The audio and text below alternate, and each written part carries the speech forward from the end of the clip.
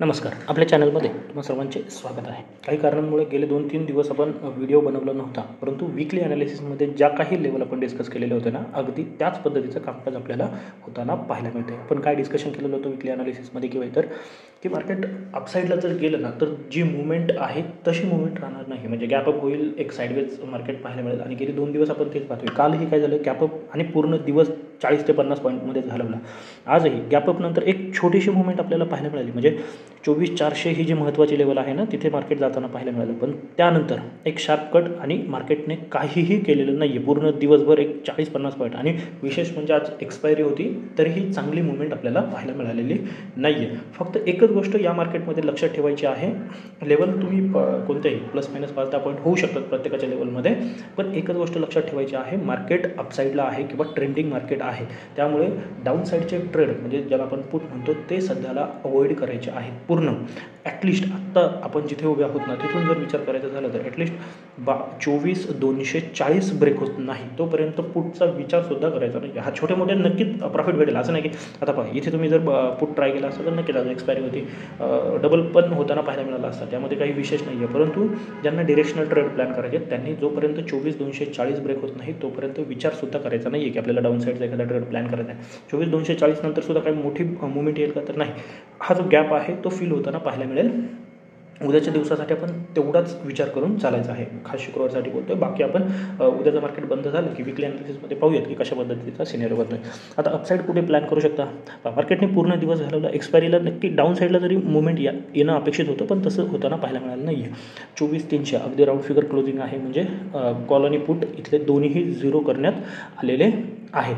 आता आपण उद्या फ्लॅट ओपनिंगनंतर जर मार्केट वरती जायला सुरुवात करते तर ही जी लेवल आहे 360ची ती खूप महत्त्वाची आहे. ती लेवल आहे 24,360. जसं 24,360 म्हणजे फ्लॅट ओपनिंगने वरती जाऊ देत किंवा गॅपअपने याच्यावरती जाऊ देत, थोडं सस्टेन केलं तर एक चांगली अपसाईडची मुवमेंट पाहायला मिळू शकते. मग आपल्याला पुन्हा एकदा नवीन हाय बनताना पाहायला मिळेल. गेले काही दिवस आपण रोज नवीन हाय पाहतोय. मग उद्याही त्याच्यामध्ये भर पडू शकते आणि आपल्याला 24,420 पर्यंतचा प्रवास पाहायला मिळू शकतो. आत्ता आपल्यासाठीची जी लेवल ओपन झालेली आहे, म्हणजे कालचं मार्केट असेल, कालचं क्लोजिंग असेल किंवा आजचं क्लोजिंग असेल, दोन्ही अगदी जवळपास क्लोजिंग आहे. तर याने जी लेवल आपली ओपन झाली ती आहे 24,600. मग 24,600 उद्या येईल किंवा सोमवार येईल, पण सध्याला आपल्यासाठी ही लेवल ओपन आहे. म्हणजे आपण फायनल जे टार्गेट ठेवू शकतो ना, ते 24,600च आहे. मग डायरेक्ट 24,600चा आपण विचार करण्यापेक्षा 24,360, 24,480, 470-80 आणि त्यानंतर 550 ते 600पर्यंतचा प्रवास आपण पाहू शकतो. 600 उद्या थोडं अवघड वाटतंय, परंतु हाताशी असू द्यात. बरेचसे शुक्रवार आपण पाहिले की चांगली मुवमेंट येते या पद्धतीने. आता मोठं जर गॅपअप होते इथपर्यंत, म्हणजे 400च्या आसपास गॅपअप होतोय ना, तर मार्केटला एकतर इथे रिटेस्टिंगला येऊ द्यात किंवा इथे सस्टेन करून या लेवलला सस्टेन करून ब्रेकआउट येऊ द्यात. या पद्धतीने गॅपअपमध्ये आपल्याला ट्रेड प्लॅन करायचा आहे. मी सांगतो जोपर्यंत 24,240 पर्यंत जाईपर्यंत पुटचा विचार करायचाच नाही. म्हणजे फ्लॅटनंतर खाली जाते ना, तर अवॉइड करा. इथे ट्रेड बनणार नाही असा याचा अर्थ नाही. अवॉइड करायचे. बनू शकतात ट्रेड, त्यामध्ये काही दुमत नाही, परंतु आपल्याला ते ट्रेड करायचेच नाही आहेत, सोडून द्यायचे आहेत बिंदास.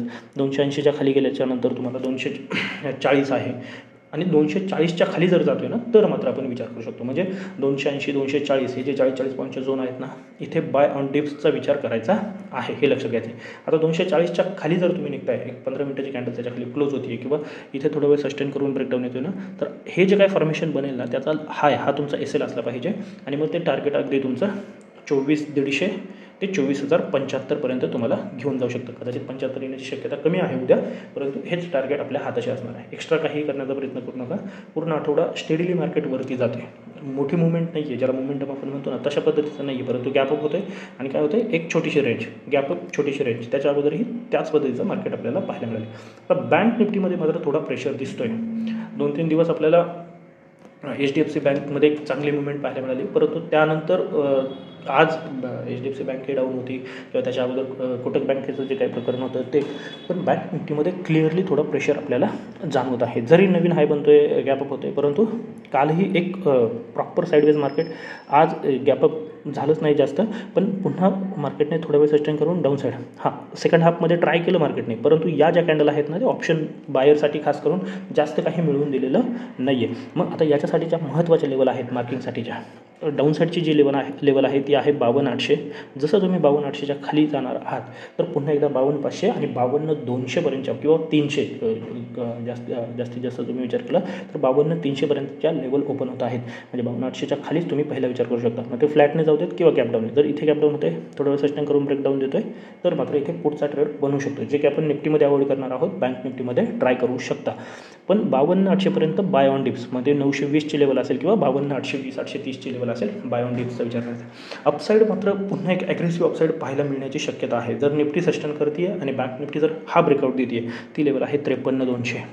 कारण की आपण पाहतोय 2-3 वेळा, कालही 2 वेळा, आजही 2 वेळा आणि लास्टला सुद्धा ट्राय करून म्हणजे जवळजवळ 5 वेळा आपण ट्राय केलेलं आहे 53,200 ब्रेक करण्याचं, पण ते होताना पाहायला मिळेल. मग उद्या फ्लॅट ओपनिंग असू देत किंवा थोडं गॅपअप होऊन जर मार्केट सस्टेन करून ब्रेकआउट देते किंवा याच्यावरती गॅपअप होऊन पुन्हा इथे येऊन रिटेस्टिंग होतं आहे, या पद्धतीचं फॉर्मेशन बनतं आहे, तर एक बाईंगची पोझिशन आपण क्रिएट करू शकतो.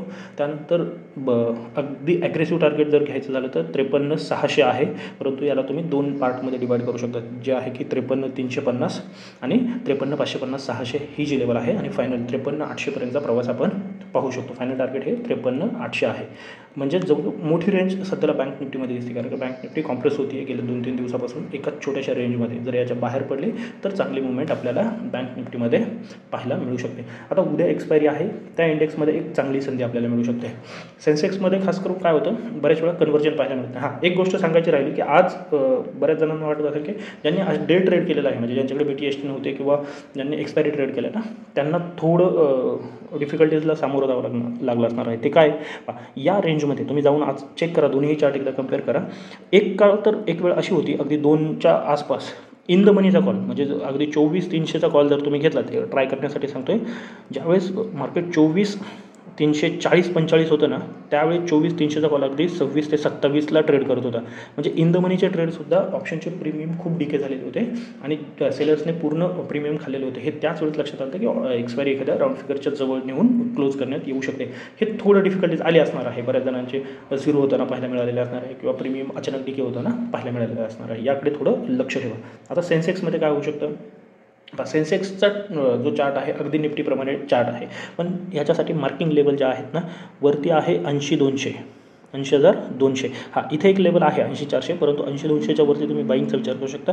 डाऊन साईड जी आहे ना, ती ॲटलिस्ट 79,800 जोपर्यंत ब्रेक होत नाही, लक्षात घ्या. 79,800 म्हणजे 400 पॉईंटचा झोन आहे, याच्यामध्ये तुमच्यासाठी नो ट्रेड आहे. बरं, हा नो ट्रेड कशा पद्धतीने आहे, तर डाऊन साईडचे ट्रेड प्लॅन करायचे नाही, परंतु 80,000 ही जी राऊट फिगर लेवल आहे, इथे येऊन जर मार्केट डबल बॉटम किंवा सपोर्ट घेऊन जाते, तर बाय ऑन डिप्स तिथपर्यंत परत 920 आहे आणि 800, या तीनही लेवल म्हणजे 100 पॉईंटच्या ज्या 3 लेवल आहेत ना, इथे बाईंगचा विचार तुम्ही करू शकता. नो ट्रेड फक्त काय आहे, डाऊन साईडचे ट्रेड प्लॅन करायचे नाही आहे.